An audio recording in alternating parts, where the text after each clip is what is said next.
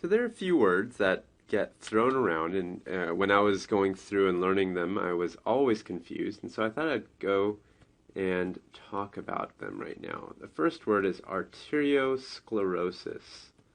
Arteriosclerosis, and I'm going to underline the one O here. And very similar to this word, there's the word arteriolosclerosis.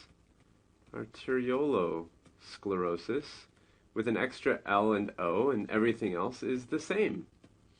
The first thing I always wondered was, are these the same word that someone just misspelled? But actually that's not the case. This is two separate words for two separate things. And a third word is atherosclerosis. I actually used to wonder the same thing about this word. Just like, is this just another way to spell it? Maybe the British spelling or something like that? But actually it's another word that's different in meaning as well. So these three words often get confused for one another, and sometimes you'll even see that they are referred to as the same thing. But there are some subtle differences that I want to talk about. So let's start with the first two words, arterio and arteriolosclerosis. And these basically get to the question, answering the question of what is happening. And the process of arteriosclerosis and arteriolosclerosis is that you basically have stiffening of blood vessels. So if you have, let's say, a normal vessel, I'll draw in red like a little rubber hose. This is a very soft, flexible vessel.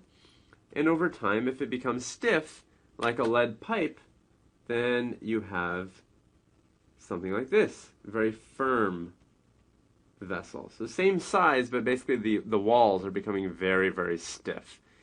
And arteriolosclerosis is kind of the same process. And so far I have not convinced you that there's any difference, right? Same basic process. So you're probably left wondering, well then what is the difference? Going to firm.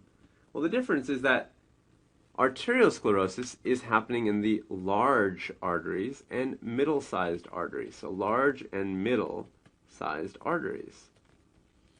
And you remember we divided up the arteries into large and middle, and on the other side we said, what about the small arteries and arterioles?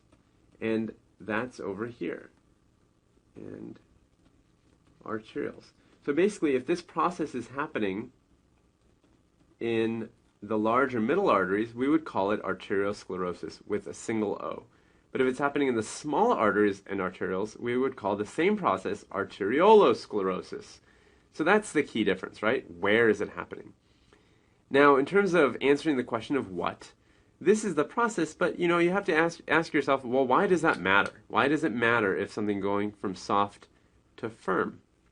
Now, I'm going to draw a little spectrum for you, and on this side we have the word not, and here you have very, and these are referring to compliance. So try to remember back to what we said about compliance, and that's whether or not a vessel can stretch, almost like stretchability. And if you think about what would be very stretchable or very compliant, we've got veins. So that would be over here, a vein. Very compliant, right? And arteries are over here. They're not so compliant. They're not completely stiff, but compared to veins, they're not very compliant. So they have much lower compliance than veins. And a lead pipe would be right here, basically right next to not. This would be a lead pipe, right? And so when we talk about arteriosclerosis or arteriolosclerosis as something that's soft going to something that's firm, we're really talking about the artery moving from where it is on the compliance spectrum over here towards not too compliant at all. So really we're talking about losing compliance. Let me write that. Losing compliance. It's actually really important. And that's really what we're talking about. So losing compliance. All right. Now, how do we get to a point where we're losing compliance? How does that happen exactly? Well, that's another question. That's the question of how. How does this happen?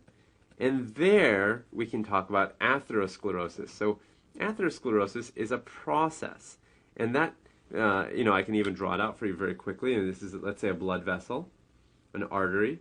And I'll draw 2 layers for its wall, although we know that there's actually 3 layers. Just to make it simple, I'm just drawing 2 layers, just to show you there's a thickness. And let's say that you have some fat deposit here, and maybe one over here, and over time, we know that this is going to cause some blockage of the vessel, but also, in addition to losing space in the lumen, this is the lumen, in addition to losing space in the lumen, you also have some calcification, and some fibrous tissue starts kind of laying down here. So this wall, instead of being nice and soft and red, I'm going to draw it as very firm and white. Very firm. So this part of the wall, and maybe even this part of the wall, become very non-compliant. They lose compliance here. So these parts of the walls are very firm. They're not going to stretch out very easily. So that's atherosclerosis. And the reason I listed it under this section, here, if I can divide it in half, is that most often, not always, but most often, atherosclerosis is happening in the larger or middle-sized arteries. It doesn't happen as often in the small arteries and arterioles. So it's happening more often in the large and middle arteries, and so it's going to cause arteriosclerosis. So atherosclerosis is the how, and arteriosclerosis is the what for the large and middle-sized arteries. Now let's shift over to the small arteries and arterioles. So if I just told you that atherosclerosis doesn't happen too often in the small arteries, well then how in the world does arteriolosclerosis happen? Again, arteriolo with an O-L-O. How does that happen? Okay, let me write out for you a couple words. These are words that you might come across. Hyaline and hyperplastic.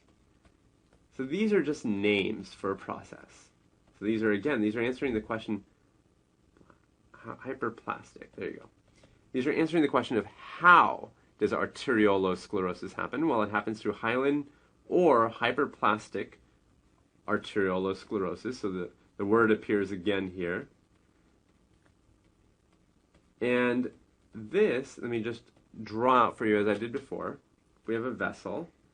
Instead of having a plaque, which is what I drew before, in my vessel this time, I'm going to talk about blood pressure being really high. So here we're talking about things like, let me write over here, high blood pressure, or let's say diabetes. So in situations like this, you can have lots and lots of pressure pushing out of the vessel. This is my little arrows talking about blood pressure.